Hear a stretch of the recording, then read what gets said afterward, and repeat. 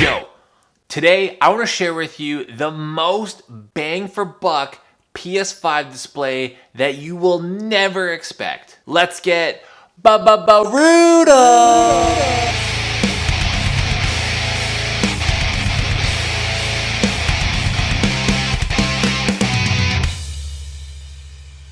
What is up, everybody? It's your boy, and today I want to go over my PS5 journey and all the things that I've learned since owning it. We're going to go over this display right here and why this is the best bang for buck option for your PS5.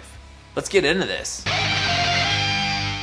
So when both the PS5 and the Xbox Series X, Series S were announced, they were both touting some pretty big claims. They're both talking about 4K gaming, 8K gaming, 120 frames per second. It's been a few months now, and a lot of that stuff just didn't end up happening. Both the PS5 and the Xbox Series X have shown that they can usually run games at a maximum of 4K 30 frames per second or 1080p variable 1440p at 60 frames per second. And I know a few games have launched 120 frames per second patches. This is the current list of games that can run at 120 frames per second on PS5.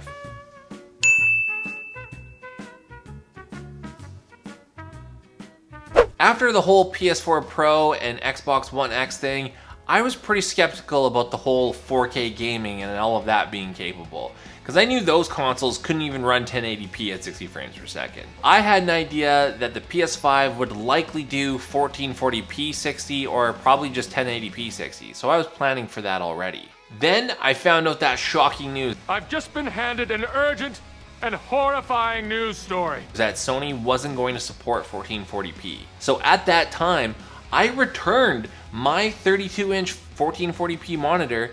What? And I got this one instead. So instead of rambling off a bunch of specifications, I think I got something better for that. My trusty B-roll switch.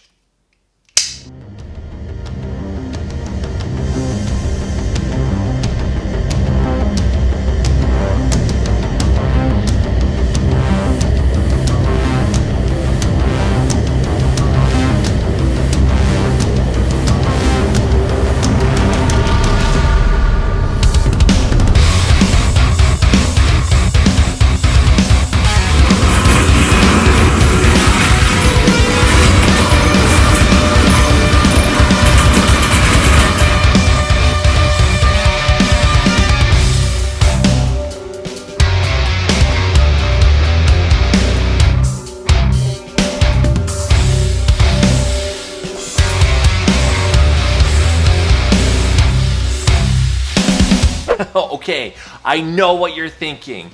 Fortron. How in the hell could you buy a 1080p display in 2021? There's no 4K? Are you crazy? That is the dumbest thing that I've ever heard of. You're so dumb.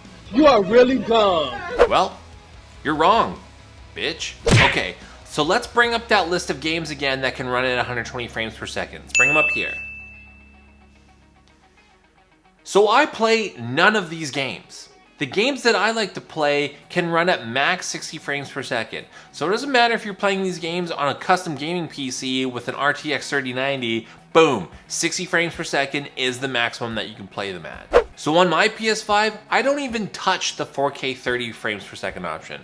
I'm always playing in the 1080 60 or 1440p 60, but since the PS5 doesn't support 1440p, it's either auto upscaling that image to a 4K image or it's just downscaling to 1080p. Either way, it's gonna look sharper on my 1080p monitor. And I gotta say, so far, it looks awesome. Yes, that's awesome. That little B-roll video I made does not even do this monitor justice at all. And this monitor is $200 and it's a 32-inch display. It has all the features that I would need. It's got two HDMI ports, so I could have one port always plugged into my capture card, and I could have the other port plugged into my computer and use this as a secondary monitor. It's got all the specs that I would want. The only downside that I could pick out of this monitor is it doesn't have built-in speakers. But When I think about it, most people have a set of desktop speakers anyway, or if they're using it as a gaming monitor, they're likely using a gaming headset to use their audio. I just bought an inexpensive soundbar and I use that for when I'm casually playing, and then when I'm streaming or doing any video recording, I'll use my separate headset. And this monitor is base mountable, and it's got a bunch of color settings that you can change between depending on the type of content that you're viewing on it. Alright, I'm aware that this LG monitor isn't for everybody.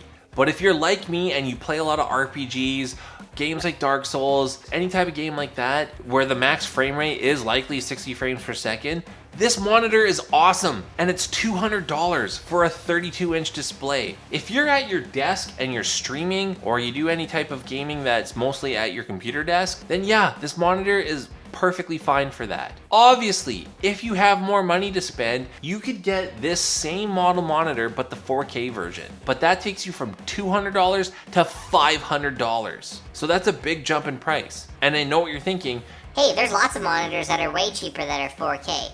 4K resolution isn't the only spec you should be looking for. Just because you have 4K doesn't make it a great experience. It's about color, it's about brightness. There's a lot more things involved. If I were to pick between any monitor, I would pick one that has HDR and a wide color gamut. Then you're getting the most out of these new consoles and ray tracing and the colors that they're providing. Resolution is nice, but it's not the only spec to be looking for. So unless I upgrade to a sweet gaming PC with all the GPUs that are not available at this time, God damn! or the PS5 or Xbox Series X finds a way to update the firmware where they can pump out games at a consistent 4K 60 FPS, then this monitor is going to be perfect for me for a long time and I don't even need to think about upgrading. I'm totally fine with having a 1080p monitor in 2021. If you have one of the new consoles, so an Xbox Series X or a PS5, tell me in the comments down below what monitor you have and what one you're using and what you like about it or what you don't like about it. I'd love to see that in the comments below.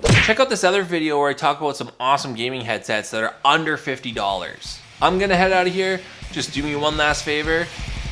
Have yourself a great day. Cheers, everybody.